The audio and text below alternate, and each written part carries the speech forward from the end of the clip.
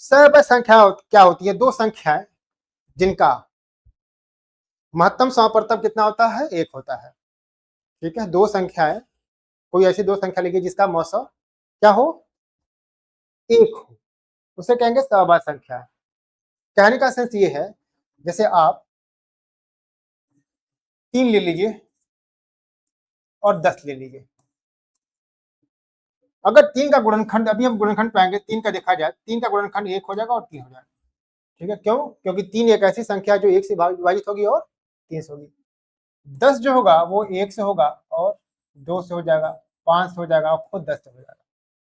तो इन दोनों में अगर कॉमन देखा जाए ना, इन दोनों में कॉमन तो 1 है, मतलब इसका एचसीएफ जो है वो कितनी है?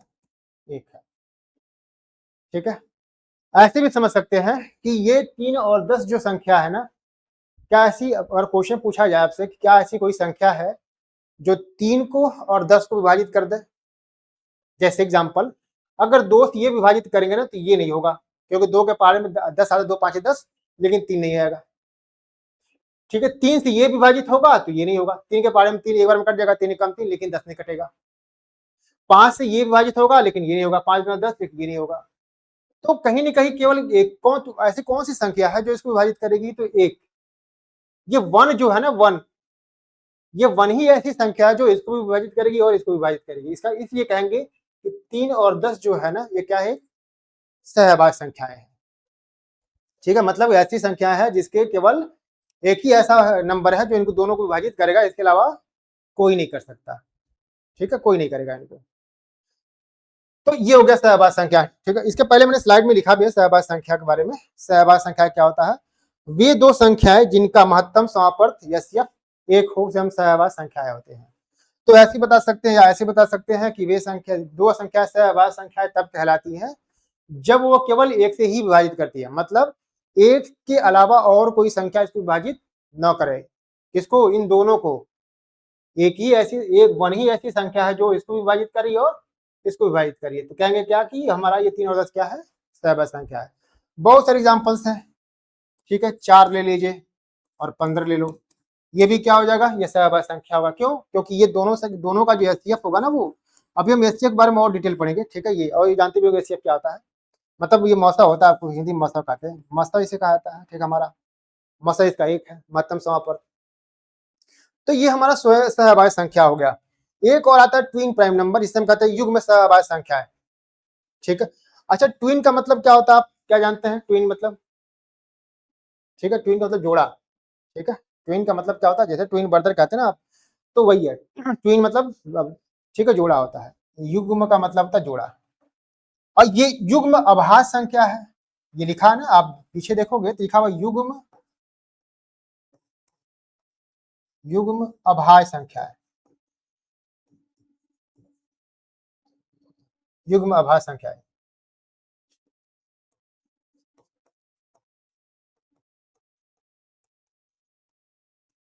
ठीक है, मतलब कि ट्विन प्राइम नंबर,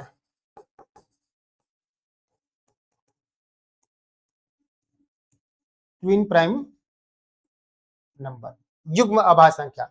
तो यहां पे क्या होना चाहिए युग्म अभाज्य में? युग्म मतलब कि दो नंबर आएगा, दो संख्या आएगी, दोनों क्या होंगी? दोनों, ठीक है, दो संख्या आएंगी और दोनों क्या होंगी? दोनों अभाज्य हो जाएंगी। ठीक है, और इनके बीच का जो डिफरेंस होगा ना, अंतर, वो कितने होगा? अंतर जो होगा वो 2 का होगा, अंतर 2 का होगा। जैसे एग्जांपल की बात की जाए, 3 और 5, 3 और 5 जो है क्या है? ये हमारा 3 भी अभाज्य संख्या है और 5 भी अभाज्य संख्या है। तो दोनों, और दोनों का अंतर देखो ना, और 3 और 5 का अंतर देखो, 2 का अंतर है यहाँ पे। यहाँ कितने का अंतर? 2 का अंतर है, 2 का अंतर है ना? तो इसका मतलब क्या? 3 और 5 हमारा, ठीक है, अभाज्य संख्या हो जाएगा। और भी बहुत सारे एग्जाम्पल हैं। ठीक है, 11 और 13, 5 और 7, ठीक है, 5 और 7, 11 13, देखिए 5 और 7 क्या है? 5 भी एक अभाज्य संख्या, 7 भी अभाज्य संख्या है, तो दोनों का अंतर क्या हो जाएगा? 2 का हो जाएगा, ये दोनों हो जाएंगे। 11 13 17 19, ठीक है, ये जितने भी नंबर्स हैं वो सब के सब क्या है हमारे? ये सब के सब हमारे जो है युग्म अभाज्य संख्या है, इसको ट्विन प्राइम नंबर कहा जाएगा। तो यहां तक मुझे लगता है किसी को डाउट नहीं होगा। ठीक है, क्योंकि हमने बहुत सारी चीजें पढ़ लिया है और बेसिक चीजें पढ़ी है। ठीक है, क्योंकि जरूरी था पढ़ना, तो आपको ऐसा नहीं लगना चाहिए कि ये जो पढ़ाया जा रहा है ये ठीक है, ये निरर्थक है, तो बस ये पढ़ा दिया गया है, ठीक है, ये जरूरी था पढ़ाना इसलिए पढ़ा दिया गया, क्योंकि अब जब नंबर सिस्टम पढ़ेंगे बाकी आगे चल के आप कॉम्पिटिटिव एग्जाम भी तैयारी करेंगे तो ये चीजें जरूरी वहाँ पे आती रहती है, ठीक है। तो इसका आपको नॉलेज होना बहुत जरूरी है, तो आप प्लीज इसको नोट कर लीजिएगा और उसको रिवाइज करिएगा क्या क्या चीज बताई गई है।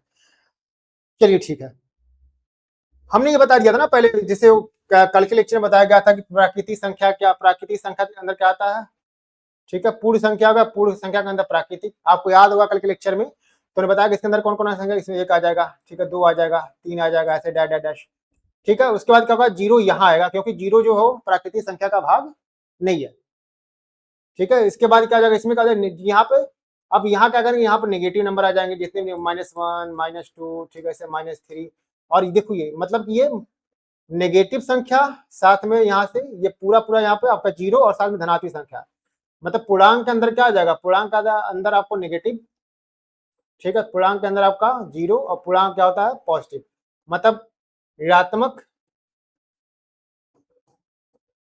ठीक है, ऋणात्मक, फिर ये 0 आपका हो जाएगा 0, इसके बाद ये धनात्मक हो जाएगा,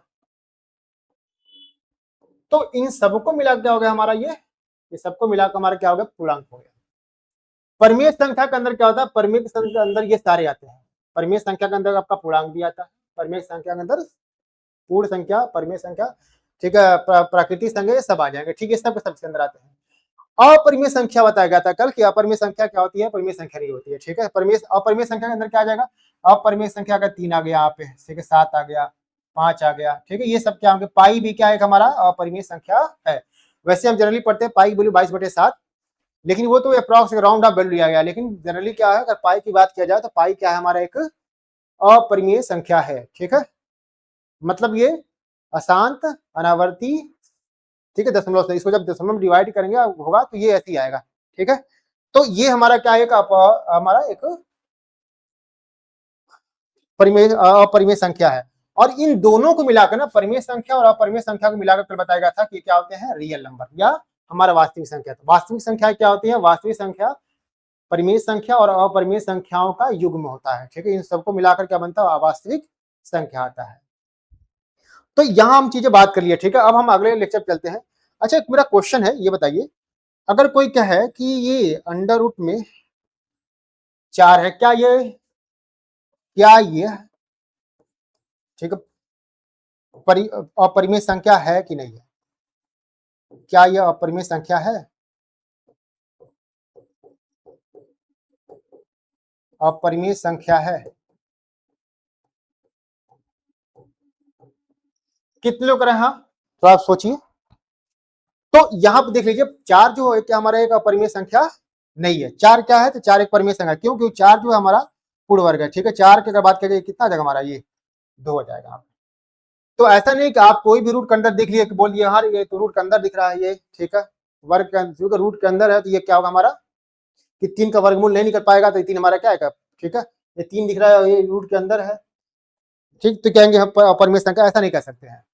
अगर ये कर्ण के अंदर है, ठीक है, अगर वो ऐसी संख्या है जिसका हम वर्गमूल नहीं निकाल पाएंगे, जिसका पूर्ण वर्ग ना हो, जैसे 16 क्या है, 16 कोई क्वेश्चन का 16 क्या है, 16 क्या हमारे पूर्ण वर्ग संख्या, इसका 4 हो जाएगा, ये क्या हमारे, ये परिमेय संख्या है, ये परिमेय संख्या है। लेकिन अगर कोई कहता है 17 क्या है, तो 17 क्या है, 17 पूर्ण वर्ग संख्या नहीं है, इसे क्या होगा हमारा, ये अपरिमेय संख्या हो जाएगी। 2√5 क्या है, यह अपरिमेय संख्या है, अपरिमेय संख्या है। तो ये सब चीजें परिमेय संख्या और अपरिमेय संख्या में बहुत डिटेल नहीं जाएंगे, क्योंकि काफी चीजें हमको बेसिक डिफरेंस में पढ़ लिया गया है। ये सब आपको क्लास 9 की चीजें आपको आनी चाहिए कि एक परिमेय संख्या और अपरिमेय संख्या क्या है। वहां बताया गया कि परिमेय संख्या और काफी डिटेल में बताया गया है कि परिमेय संख्याओं को जब परिमेय संख्याओं जोड़ते हैं तो क्या मिलता है, परिमेय संख्याओं को जब अपरिमेय संख्या जोड़ते हैं तो क्या जोड़ते हैं या घटाते हैं या गुणा करते हैं या भाग करते हैं तो क्या मिलता है। वो बताया गया ना, वो क्वेश्चन आते हैं सीधे सीधे कि दो अपरिमेय संख्याओं का योग क्या होगा, ठीक है, दो परिमेय संख्याओं का गुणा क्या होगा, ठीक है, परिमेय होगा का परिमेय होगा। तो वो क्लास 9 की चीज है, तो हम बहुत वीडियो लेक्चर लंबा नहीं करना चाहते क्योंकि ऑलरेडी काफी ये वीडियो लेक्चर लंबी हो गई है, ठीक है। चलिए अब अगर कहते हैं यहाँ पे गुणनखंड की बात करते हैं। गुणनखंड क्या होता है, गुणनखंड क्या होता है ना, गुणनखंड जिसको कहते हैं फैक्टर। तो ऐसी संख्या या जो संख्या किसी दूसरी संख्या को बिना शेष के विभाजित करे उसे हम उस संख्या का गुणनखंड कहलाता है। जैसे कोई कह दे कि ये बताइए 24 के गुणनखंड कौन कौन है, तो 24 के गुणनखंड, ये माइनस सिंबल नहीं है, ठीक है, ये माइनस सिंबल की बात नहीं है। 24 गुणनखंड 1 है, 2 है, 3 है, 4 है, 6 है, 8 है, 12 है, 2 है। क्यों है? क्योंकि 24 जो होता है ना 1 से विभाजित हो जाएगा। देखिए 24 को अगर आपसे 1 से भाग करेंगे ना तो 1 2 2 हो जाएगा, ठीक है, और 1 चौका 4 हो जाएगा, ये कैंसिल हो जाएगा यहाँ पे। वैसे आप 2 से भाग करेंगे तो 12 बार में भाग होगा, जब 3 से भाग करेंगे तो 8 बार में भाग होगा, 4 से करेंगे तो 6 बार में भाग होगा, है ना। ऐसे जब 6 से करेंगे तो 4 बार में भाग होगा, ठीक है। तो ऐसे ये जितनी भी यहाँ संख्याएं लिखी गई है, ठीक है, यहाँ पे आप देखेंगे तो जितनी भी संख्याएं लिखी गई है यहाँ पे, ठीक है, ये 1 2 3 4 6 8 12 24, ये सब के सब क्या कर रहे हैं, ये सब के सब इस 24 को विभाजित कर रही है। और विभाजित तो कर रही है, लेकिन विभाजित करने में क्या कर रही है कि शेष 0 आ जा रहा है। देखो यहाँ भाग करने पे 0 आ गया, ऐसे जब 24 2 से भाग करो तो 0 आ जाएगा। तो यहाँ कभी कभी क्वेश्चन उठता है कि ऐसा क्या होगा कि आप कैसे बता सकते हैं कि कोई भी नंबर किसी नंबर का गुणनखंड है कि नहीं है। ठीक है, जैसे आपसे क्वेश्चन कहा जाएगा बताइए क्या, अगर हम क्वेश्चन ये करें क्या, ठीक है, क्या 12 256 का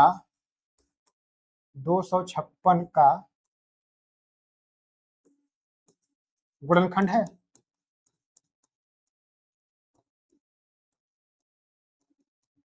तो कैसे करेंगे आप, पूछ रहा क्या ये 212 जो ये 12 है ये इस संख्या का गुणनखंड है कि नहीं है। तो क्या रूल है, यही है कि 256 को 12 से विभाजित करिए, अगर विभाजित करने पे रिमाइंडर क्या आ जाए, इसका जो शेष है वो 0 आए तो होगा, नहीं तो नहीं होगा। ठीक है, 256 क्या करें, 256 को 12 से भाग दीजिए, 256 को 12 से, जैसे 12 दूना 24 हो जाएगा, ठीक है, ये हो जाएगा 1 और 12 कम 12 हो जाएगा। तो यहाँ देखिए फाइनली जो ना लास्ट में इसका जो शेष बचा वो 4 बचा, ठीक है, फिर ये 0 आपका हो जाएगा 0,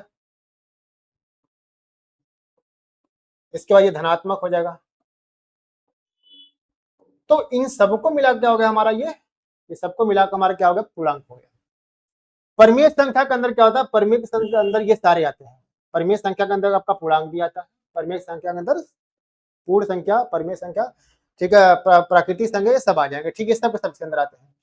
अपरिमेय संख्या बताया गया था कल कि अपरिमेय संख्या क्या होती है, परिमेय संख्या नहीं होती है, ठीक है। अपरिमेय संख्या के अंदर क्या आ जाएगा, अपरिमेय संख्या का 3 आ गया यहाँ पे, ठीक है, 7 आ गया, 5 आ गया, ठीक है, ये सब क्या होंगे, पाई भी क्या है हमारा अपरिमेय संख्या है।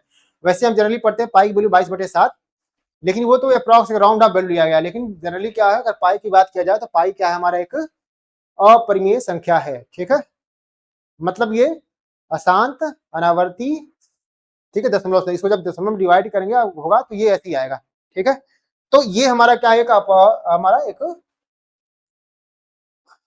अपरिमेय संख्या है। और इन दोनों को मिलाकर ना, परिमेय संख्या और अपरिमेय संख्या को मिलाकर कल बताया गया था कि क्या होते हैं, रियल नंबर या हमारा वास्तविक संख्या। तो वास्तविक संख्या क्या होती है, वास्तविक संख्या परिमेय संख्या और अपरिमेय संख्याओं का युग्म होता है, ठीक है, इन सबको मिलाकर क्या बनता है, अवास्तविक संख्या आता है। तो यहां हम चीजें बात कर लिए, ठीक है। अब हम अगले लेक्चर चलते हैं। अच्छा एक मेरा क्वेश्चन है, ये बताइए अगर कोई कहे कि ये अंडर रूट में 4 है, क्या ये ठीक है अपरिमेय संख्या है कि नहीं है, क्या यह अपरिमेय संख्या है, अपरिमेय संख्या है, कितने लोग रहे, हाँ तो आप सोचिए। तो यहाँ पे देख लीजिए 4 जो है क्या हमारा एक अपरिमेय संख्या नहीं है, 4 क्या है, तो 4 एक परिमेय संख्या, क्यों, क्योंकि 4 जो है हमारा पूर्ण वर्ग है, ठीक है। 4 की अगर बात करें कितना आ जाएगा हमारा, ये 2 हो जाएगा। तो ऐसा नहीं कि आप कोई भी रूट के अंदर देख लिए कि बोल दिए हाँ ये तो रूट के अंदर दिख रहा है, ये ठीक है, वर्ग के अंदर रूट के अंदर है, तो ये क्या होगा हमारा कि 3 का वर्गमूल नहीं निकल पाएगा, तो ये 3 हमारा क्या है, ठीक है, ये 3 दिख रहा है, ये रूट के अंदर है, ठीक। तो कहेंगे हम अपरिमेय संख्या, ऐसा नहीं कह सकते हैं। अगर ये कर्ण के अंदर है, ठीक है, अगर वो ऐसी संख्या है जिसका हम वर्गमूल नहीं निकाल पाएंगे, जिसका पूर्ण वर्ग ना हो, जैसे 16 क्या है, 16 कोई क्वेश्चन है 16 क्या है, 16 क्या हमारे पूर्ण वर्ग संख्या, इसका 4 हो जाएगा। ये क्या हमारे, ये परिमेय संख्या है, ये परिमेय संख्या है, लेकिन अगर कोई कहता है 17 क्या है, तो 17 क्या है, 17 पूर्ण वर्ग संख्या नहीं है, इसे क्या होगा हमारा ये अपरिमेय संख्या हो जाएगी। 2√5 क्या है, यह अपरिमेय संख्या है, अपरिमेय संख्या है। तो ये सब चीजें परिमेय संख्या और अपरिमेय संख्या में बहुत डिटेल नहीं जाएंगे, क्योंकि काफी चीजें हमको बेसिक डिफरेंस से पढ़ लिया गया है। ये आपको क्लास 9 की चीजें आपको आनी चाहिए कि परिमेय संख्या और अपरिमेय संख्या क्या है। वहां बताया गया कि परिमेय संख्या और काफी डिटेल बताया गया है कि परिमेय संख्याओं को जब परिमेय संख्याओं जोड़ते हैं तो क्या मिलता है, परिमेय संख्याओं को जब अपरिमेय संख्या जोड़ते हैं तो क्या जोड़ते हैं या घटाते हैं या गुणा करते हैं या भाग करते हैं तो क्या मिलता है। वो बताएगा ना, वो क्वेश्चन आते हैं सीधे सीधे कि दो अपरिमेय संख्याओं का योग क्या होगा, ठीक है, दो परिमेय संख्याओं का गुणा क्या होगा, ठीक है, परिमेय होगा का परिमेय होगा। तो वो क्लास 9 की चीज है, तो हम बहुत वीडियो लेक्चर लंबा नहीं करना चाहते क्योंकि ऑलरेडी काफी ये वीडियो लेक्चर लंबी हो गई है, ठीक है। चलिए अब अगर कहते हैं यहाँ पे गुणनखंड की बात करते हैं। गुणनखंड क्या होता है, गुणनखंड क्या होता है ना, गुणनखंड जिसको कहते हैं फैक्टर। तो ऐसी संख्या या जो संख्या किसी दूसरी संख्या को बिना शेष के विभाजित करे उसे हम उस संख्या का गुणनखंड कहलाता है। जैसे कोई कह दे कि ये बताइए 24 के गुणनखंड कौन कौन है, तो 24 के गुणनखंड, ये माइनस सिंबल नहीं है, ठीक है, ये माइनस सिंबल की बात नहीं है। 24 गुणनखंड 1 है, 2 है, 3 है, 4 है, 6 है, 8 है, 12 है, 14 है। क्यों है, क्योंकि 24 जो होता है ना 1 से विभाजित हो जाएगा। देखिए 24 को अगर आपसे 1 से भाग करेंगे ना तो 1 1 2 2 हो जाएगा, ठीक है, और 1 चौका 4 हो जाएगा, ये कैंसिल हो जाएगा यहाँ पे। वैसे आप 2 से भाग करेंगे तो 12 बार में भाग होगा, जब 3 से भाग करेंगे तो 8 बार में भाग होगा, 4 से करेंगे तो 6 बार में भाग होगा, है ना। ऐसे जब 6 से करेंगे तो 4 बार में भाग होगा, ठीक है। तो ऐसी ये जितनी भी यहाँ संख्याएं लिखी गई है, ठीक है, यहाँ पे आप देखेंगे तो जितनी भी संख्याएं लिखी गई है यहाँ पे, ठीक है, ये 1 2 3 4 6 8 12 24, ये सब के सब क्या कर रहे हैं, ये सब के सब इस 24 को विभाजित कर रही है। और विभाजित तो कर रही है, लेकिन विभाजित करने में क्या कर रही है कि शेष 0 आ जा रहा है। देखो यहाँ भाग करने पे 0 आ गया, ऐसे जब 24 2 से भाग करो तो 0 आ जाएगा।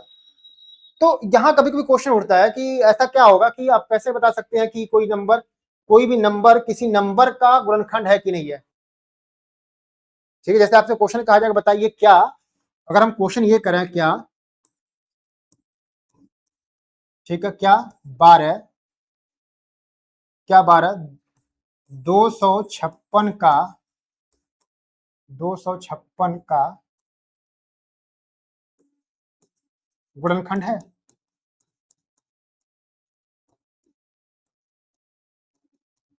तो कैसे करेंगे आप, पूछ रहा क्या ये 212 जो ये 12 है ये इस संख्या का गुणनखंड है कि नहीं है। तो क्या रूल है, यही है कि 256 को 12 से विभाजित करिए, अगर विभाजित करने पे रिमाइंडर क्या आ जाए, इसका जो शेष है वो 0 आए तो होगा, नहीं तो नहीं होगा, ठीक है। 256 क्या करें, 256 को 12 से भाग दीजिए, 256 को 12 से, जैसे 12 दूना 24 हो जाएगा, ठीक है, ये हो जाएगा 1 और 12 कम 12 हो जाएगा। तो यहाँ देखिए फाइनली जो ना लास्ट में इसका जो शेष बचा वो 4 बचा, ठीक है। तो लास्ट में जो इसका शेष बचा, यहाँ पे शेष बचा वो क्या बचा, 4 बचा। इसका मतलब क्या हुआ, ये पूर्णतः विभाजित नहीं हुआ। 256 जो है वो 12 से क्या हुआ, पूर्णतः विभाजित नहीं हुआ, इसलिए 256 क्या होगा, 12 का एक, ठीक है, सॉरी 12 जो है 256 का क्या हुआ, 12 जो है 256 का क्या हो जाएगा, गुणनखंड हो जाएगा। तो वही लिखा गया, जो संख्या किसी दूसरी संख्या को बिना शेष के विभाजित करे, जो संख्या किसी संख्या को बिना शेष के विभाजित करे उसका गुणनखंड कहलाएगा, ठीक है। तो अगर आपसे क्वेश्चन दिया जाए, जैसे यहाँ क्वेश्चन ले लिया जाए, यहाँ पर निम्नलिखित संख्याओं के कौन कौन सी संख्या हो सकती है, ठीक है, निम्न संख्याओं के गुणनखंड कौन कौन सी संख्या हो सकती है। अच्छा ये पूछा कौन कौन सी संख्या से गुणनखंड है, 32 का कौन कौन सा गुणनखंड है, ठीक है, ये हम इसे बहुत 1 हो जाएगा, 2 हो जाएगा क्योंकि 1 से विभाजित होगा, 2 के पहाड़े में आता 2 से विभाजित हो जाएगा, ठीक है, 300 का नहीं होगा, 4 से हो जाएगा, ठीक है, 5 से नहीं होगा, 6 से नहीं होगा, 7 से नहीं होगा, ठीक है, 7 8 से होगा, 8 से हो जाएगा, ठीक है, 9 से होगा नहीं, 10 से 11 से 12 से 13 से 14 से 15 से सीधे 16 से होगा, और उसके बाद लास्ट में 32 होगा। तो ये क्या है, ये सब के सब जो है ना 1 2 4 8 16 32 ये सब क्या है इसके, ये सब के सब इस 32 के गुणनखंड है। तो ऐसे ही 25 का गुणनखंड निकालिए आप, 13 गुणनखंड निकालिए, 29 गुणनखंड निकालिए। तो ऐसे ही आप देखिए इसका 25 का गुणनखंड निकालिए, 13 गुणनखंड एक और 13 हो जाएगा, क्योंकि 13 क्या हमारा 13 एक अभाज्य संख्या है, और अभाज्य संख्या क्या बताया गया है कि अभाज्य संख्या केवल 1 से और स्वयं से विभाजित होती है, इसलिए 13 क्या होगा केवल, ठीक है, 13 के केवल 2 ही गुणनखंड बनेंगे। ऐसे 29 भी क्या है अभाज्य संख्या, इसकी भी क्या होंगे अब केवल कि 2 ही गुणनखंड बनेंगे, ठीक है। एक और 29 बनेगा। ठीक, तो ये 25 गुणनखंड आप निकालिएगा, होमवर्क आपका क्या है, बहुत सिंपल है। तो गुणनखंड समझ में आ गया आपको, ठीक है, आगे बढ़ते हैं। यहां क्वेश्चन दिया गया, अभी आपका होमवर्क रहेगा ये, क्या 12 संख्या, क्या ये 12 जो है संख्या 324 का गुणनखंड है? अगर कहा जाए बताइए गुणनखंड है कि नहीं है, कैसे बताएंगे आप? बताया गया था कि 384 में क्या करिए, 12 से भाग, ठीक है, भाग दीजिए। अगर ये पूर्णतः विभाजित हो गया, मतलब भाग देने पर लास्ट में 0 आ गया शेष, तो इसका मतलब ये कि 12 जो है 324 का गुणनखंड है, अगर नहीं आएगा तो नहीं होगा। ठीक है, ये दोनों आपका होमवर्क हुआ। ठीक है, ये होमवर्क रहेगा आपका, करिएगा कैसे करना है, ये मैंने बता दिया पीछे। ठीक है, बस क्या करना आपको, एक बार मैं फिर समझाई करता हूँ।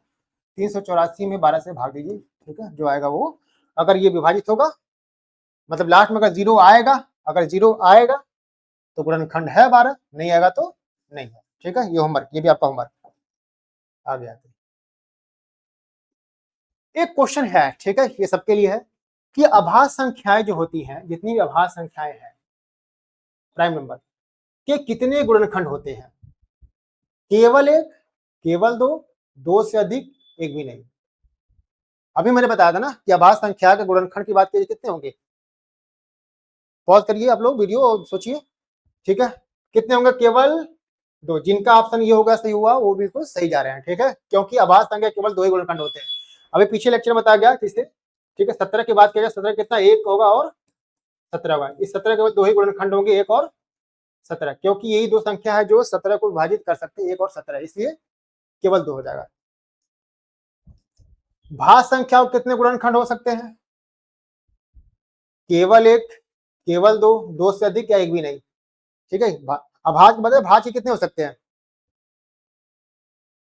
ठीक है, आप लोग करिए पॉज करके। ठीक है, जिसका आंसर 2 से अधिक आएगा उनका आंसर सही है। जो भी भाज्य संख्या होती है उनकी 2 से अधिक गुणनखंड होती है। जैसे 16 ले लीजिए, एक से विभाजित होगा और 2 से हो जाएगा, ठीक है, 4 से हो जाएगा, 8 हो जाएगा और खुद से हो जाएगा। ठीक है, तो ये क्या होगा हमारा एक,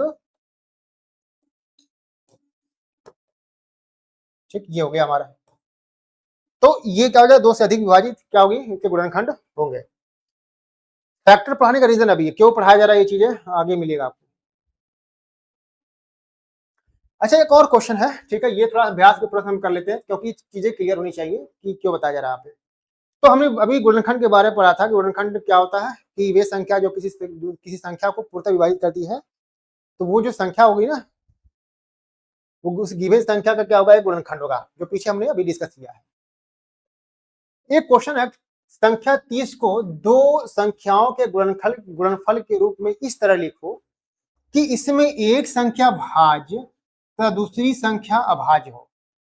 क्वेश्चन कह रहा है कि 30 को क्या करिए, दो संख्याओं के गुणनफल के रूप में लिखिए कि इसमें से एक संख्या क्या हो जाए, भाज्य, और एक संख्या जो हो जाए वो भाज्य, एक संख्या होगा वो अभाज्य हो जाए।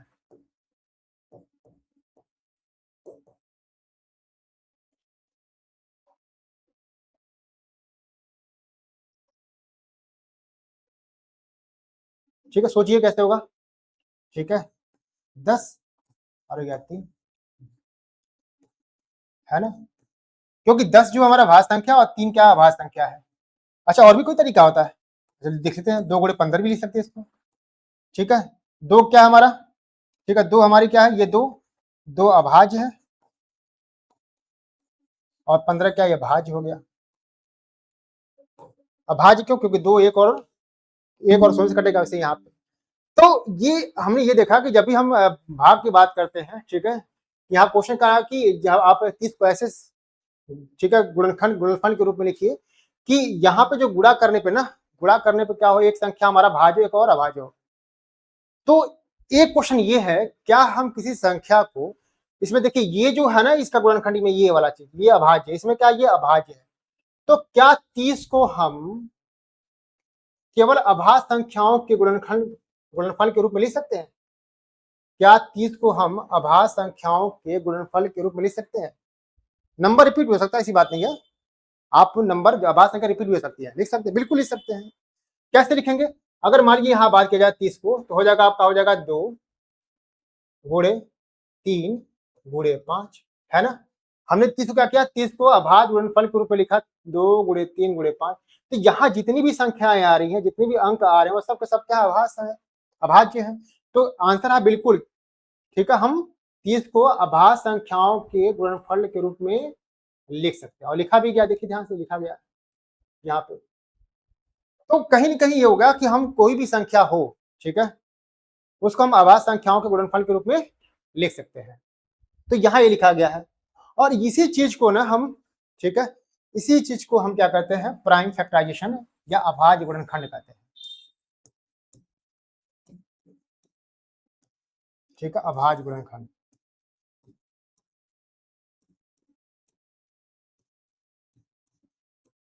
गुणनखंड, और इंग्लिश में क्या कहते हैं इसको, प्राइम फैक्टराइजेशन।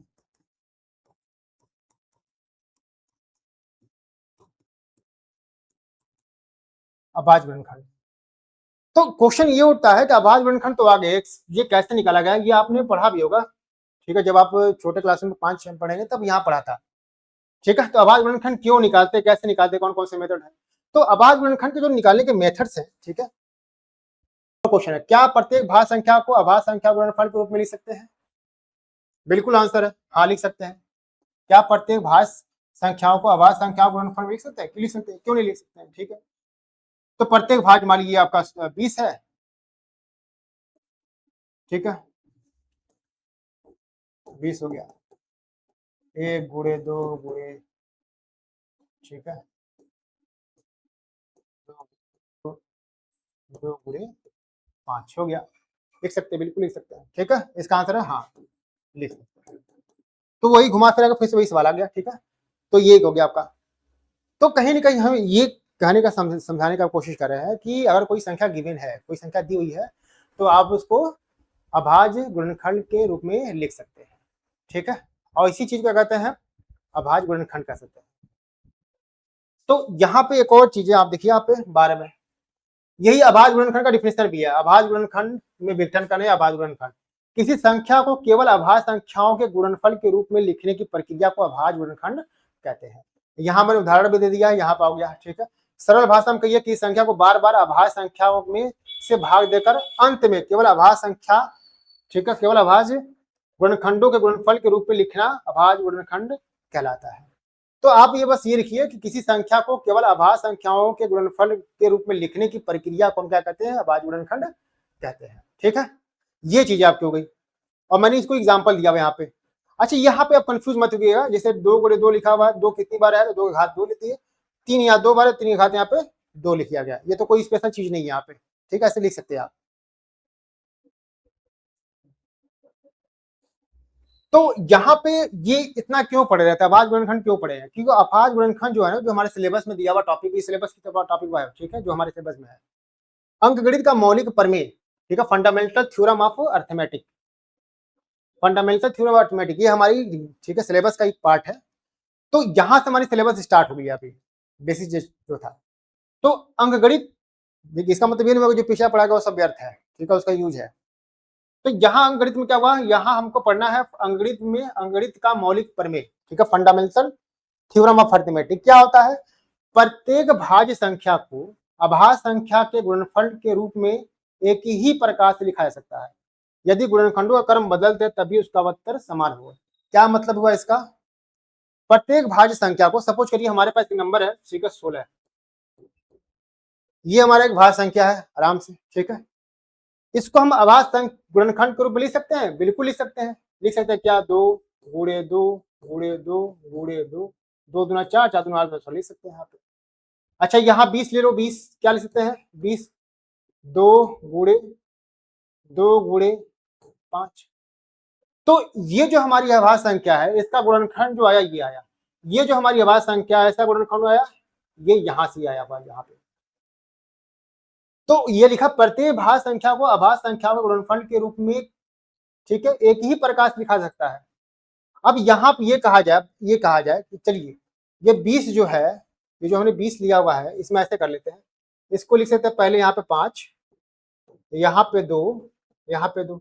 तो क्या बताइए कि अभी ये जो गुणनखंड आया, ये लिखा हुआ है, क्या ये गलत है, गलत है, हमको नहीं लग रहा गलत है। 5 गुणे 2 10 दूना 20, ये हो गया। अच्छा एक काम करिए, ठीक है, 2 यहाँ कर दिए, 5 यहाँ कर दिए, 2 यहाँ कर दीजिए, अभी भी 2 5 10 दूना 20। तो कहने का सेंस है, अगर क्रम इसका कुछ भी रखो आप, चाहे 2 पहले रखो, 5 बाद में रखो, या बीच में रखो, या 5 पहले रखो, 2 बाद में रखो, ये 2 बाद में रखो, या दोनों 2 के बीच में एक 5 रखिए, चाहे पैटर्न आप कुछ भी रखिए इस गुणन का, हमेशा आंसर क्या आना है, हमेशा आंसर आपको 20 ही मिलना है।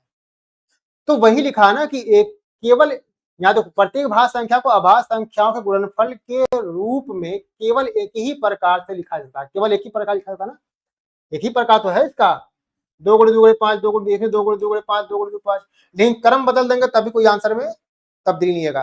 तो वही है, गुणनखंडों का क्रम बदल देने पर कोई अंतर नहीं आता है। तो यही हमारा फंडामेंटल अंकगणित का मौलिक प्रमेय। अंकगणित का मौलिक प्रमेय कहता है कि किसी भी भाज्य संख्या को हम अभाज्य संख्याओं गुणनफल के रूप में लिख सकते हैं। और लिखने का, तो वो जो लिखने का तरीका होगा ना, वो एक ही तरीका होगा। ये एक ही तरह का मतलब क्या, समझिए यहाँ पे, जैसे यहाँ पर 2 गुणे 2 गुणे 2 है ना यहाँ पे, अब ये ऐसा कोई नंबर, अच्छा बताइए एक क्वेश्चन है, अगर हम यहाँ ले लें नंबर, ठीक है,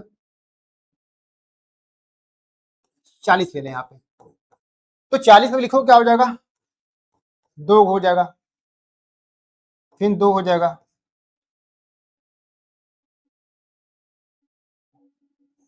फिर 2 हो जाएगा, और ये हो जाएगा आपका 5 होगा ना, 2 दूना 4, 4 दूना 8, 45।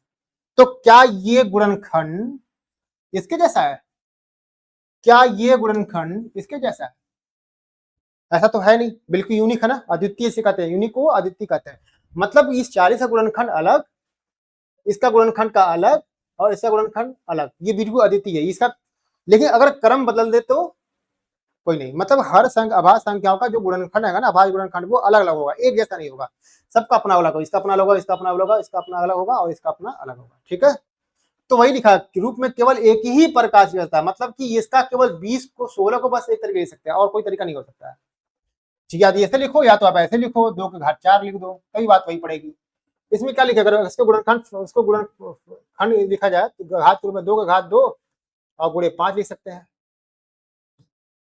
ठीक है, 2 के घात 2 और गुणे 5 ये लिखा सकता है ना, ठीक है। तो ये आपको समझ में आया। तो वही लिखा, किसी भी संख्या को अगर कोई अभाज्य संख्या उसको अभाज्य गुणनखंड के, अभाज्य संख्याओं के गुणन के रूप में लिखने की प्रक्रिया क्या कहलाती है, ठीक है, अंकगणित का मौलिक प्रमेय कहलाता है। इसमें यह भी लिखना पड़ेगा कि प्रत्येक संख्या का, ठीक है, केवल एक ही प्रकार से अभाज्य गुणनखंड लिखा सकता है। अगर क्रम बदल देंगे तो कोई इस क्रम में, ठीक है, उस क्रम बदलने पे कोई, ठीक है, भी प्रभाव नहीं पड़ेगा, जो मान पहले आ रहा था वही मान बाद में आएगा, ठीक है, जैसे यहाँ बताया गया था। क्रम बदल देने से, ठीक है, ये ऐसा नहीं कि पहले कुछ और हो जाएगा, यहाँ पे क्या होगा, क्रम बदल देने से ये नहीं कि यहाँ 5 इधर कर दिए तो अभी ये 50 हो गया, ठीक है, अभी वो 20 ही रहा, अगर बीच में 5 कर दिए तभी 20 ही रहा, ठीक है, तो ये हो गया। तो इसे कहते हैं हम क्या, ठीक है, गुणनखंड का मौलिक प्रमेय। तो अभाज्य गुणनखंड निकालने की विधियां कितनी होती है, अब तो आ गया हमको अभाज्य गुणनखंड, और क्वेश्चन आ जाएगा निम्नलिखित का अभाज्य गुणनखंड लिखिए, ठीक है। तो अभाज्य गुणनखंड निकालें कैसे, तो इसकी आपके बुक में 2 तरह के मेथड बात किया गया, एक होता है ब्रिज गुणनखंड, ठीक है, गुणनखंड ब्रिज, और एक होता है, ठीक है, डिवीजन मेथड। जैसे कि सिंपल एग्जांपल एक हम समझाएंगे आपको, बहुत लेंदी एग्जांपल नहीं, जैसे कहा जैसे ये 20 है, ठीक है, और कह रहा है 20 क्या करिए, इस 20 का अभाज्य गुणनखंड निकालिए क्या होता है। तो हम सबसे पहले क्या करें, बाएं साइड में जो भी आप बाएं साइड में लीजिए, हम बाएं साइड में लिखते हैं 2, 2 के पहाड़ में 2 को, अगर 2, क्योंकि 2 से 20 विभाजित हो जाएगा, कितनी बार में होगा, ये 2 जो होगा 20 से कितनी बार विभाजित होगा आपका, ये जगह 10 बार में। फिर इस 2 को क्या करेंगे, फिर इस 2 को भाग करेंगे, 10 को भाग करेंगे 2 से, तो ये कितनी बार में होगा, 5 बार में। तो अगर लास्ट में देखो तो एक यहाँ मिला, एक यहाँ मिला, और यहाँ जो लास्ट में आया जिसे हम बार बार विभाजित कर रहे थे, पहले हमने क्या किया, इस 20 को क्या किया, इस 20 को 2 से भाग, 20 को 2 से भाग दिया तो आ गया 10, फिर इस 10 को 2 से भाग दिया तो आया 5। अब ये 5 को क्या करेंगे, 5 से भाग करेंगे तो एक ही आएगा। तो यहाँ इस तरह से क्या होगा ना, इस 5 को 5 से भाग करेंगे क्या आ जाएगा, ठीक है, इस 5 को 5 से भाग दे रहे हैं तो क्या होगा यहाँ पे, तो कितना आ जाएगा यहाँ पे, यहाँ 1 आ जाएगा, यही आएगा ना, ये आ गया लास्ट में। तो इस 20 का गुणनखंड क्या होगा, 20 का अभाज्य जो गुणनखंड हो जाएगा आपका वो 2, 20 का जो अभाज्य गुणनखंड हो जाएगा वो 2 गुणे 2 और गुणे 5 हो जाएगा। आप बताया था मैंने, आप 1 लिखें या ना लिखें, लिखेंगे तभी भला, नहीं लिखेंगे तभी भला, ठीक है, वो नोन है चीजें, ये हो जाएगा। इसे कहते हैं हम, ठीक है, ब्रिज का गुणन मेथड। तो आपके बुक के अंदर ऐसे छोटे बच्चों की तरह नहीं आएगा, ठीक है, 20 का निकालो, 20 का गुणनखंड ब्रिज से, ठीक है, क्या निकालो, इसका बाद गुणनखंड करिए, ऐसा नहीं आने वाला, ठीक, बड़ा नंबर देगा उसको वो कर लेगा। बस आपको क्लियर करने के लिए मैंने इतना छोटा सा नंबर लिया हुआ है, ठीक है। एक थोड़ा सा और कर लेते हैं क्वेश्चन मेथड से, तो ब्रिज मेथड से, जो ब्रिज ट्री मेथड हमारा है, गुणनखंड ब्रिज। तो क्या करेंगे, पहले हम ये ध्यान देखिए क्या है, 420 और 2 से विभाजित है। विभाज्यता का नियम हमको सबको मालूम होगा, आपको नहीं मालूम तो आप रिक्वेस्ट है, आप विभाज्यता का नियम पढ़ लीजिएगा ताकि आपको क्लियर चीज आएगी, कौन सी संख्या 2 से विभाजित होती है, कौन सी 3 से होती है, कौन सी 4 से होती है, कौन सी संख्या 5 से होती है, ठीक है, ये सबका नियम होता है, तो वहां पर वो ज्यादा क्लियर हो जाएगा। तो ये संख्या 2 से विभाजित है, तो लिखते हैं यहाँ पर 2, कितनी बार में हो जाएगी, 2 दूना 4, 210 बार में। फिर इसको क्या करेंगे, 2 से भाग करिए यहाँ पे, तो कितनी बार में होगा यहाँ पे, 105 बार में। फिर ये क्या होगा, 3 से विभाजित हो जाएगा, 3 से कितनी बार में होगा, तो 3 से हो जाएगा आपका 35 बार में। फिर क्या हो जाएगा ये, अब ये 5 से भाग होगा, 5 कितनी बार होगा, तो 7 बार में हो जाएगा, और 7 फाइनली क्या हो जाएगा, 7 जो 7 से ही भागा, तो बचेगा क्या हमारा 1, हो जाएगा 1। तो आप यहां तक भी लिख सकते हैं, यहां तक लिख सकते हैं, इसका गुणनखंड क्या गया, ठीक, ये कुछ जिसको नहीं समझ में आ रहा भाई ये कर लेगा ऐसे, ठीक है, अगर नहीं समझ में आ रहा तो 210 भागा 2, 2 कम 2, ठीक है, ऐसे आता कर लेना। फिर यहाँ पे ले लेंगे, ठीक है, ये क्या हो जाएगा, ये 2 हो जाएगा, ये हो जाएगा 0, कुछ नहीं बचेगा, इसको नीचे ले लेंगे, ये, ठीक है, 10 है यहाँ पे, ठीक है, ये होगा जाएगा आपका फाइनली, तो ये होगा आपका कितना, 2 5 10, 30 10 यहाँ 5 यहाँ 2 क्या लिखा, 200, ठीक है, ये वाला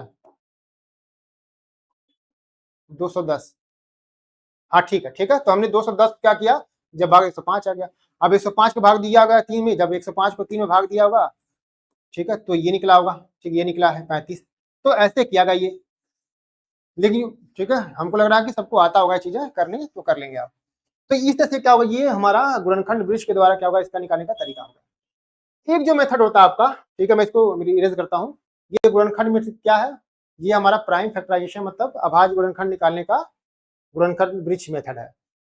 एक और मेथड होता है जिससे हम कहते हैं, ठीक है, डिवीजन मेथड, या इसको भाग विधि कहते हैं। जैसे उसी 20 को ले लीजिए जो आप बचपन से पढ़ते आ रहे हैं, 20 से, ठीक है, 2 दहाम 20, 2 5 सॉरी 2 2 5 10 और 5 एकम 5, इस तरह से 20 का गुणनखंड क्या का भाज्य, 2 गुणे 2 गुणे 5, ये आ गया आपका। वैसे 120 से करेंगे, आ जाएगा 120 से करेंगे आप तो कितना था, 420 का करेंगे, नंबर भी आया 420, ठीक है। 2 क्या हो जाएगा आपका, 2 दूना 4, ये हो जाएगा 2 105, 3 3 से 3 3 करना, 3 5 15,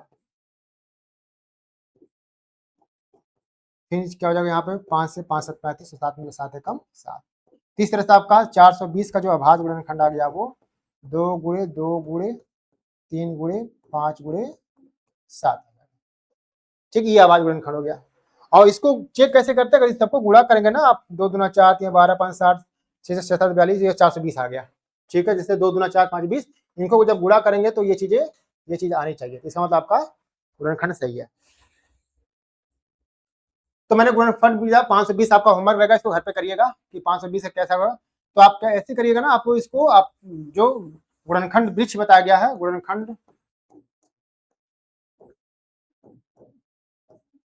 ठीक है, वृक्ष मतलब ट्री मेथड, ठीक है, ये, और साथ में एक मेथड बताएगा भाग विधि, इन दोनों से करने का प्रयास करिएगा, ठीक है, दोनों से, और दोनों से आंसर सेम ही आएगा, ठीक, अलग नहीं आएगा। अगर किसी का आंसर सेम नहीं है, इसका मतलब समझ लीजिए वो गलत किया है।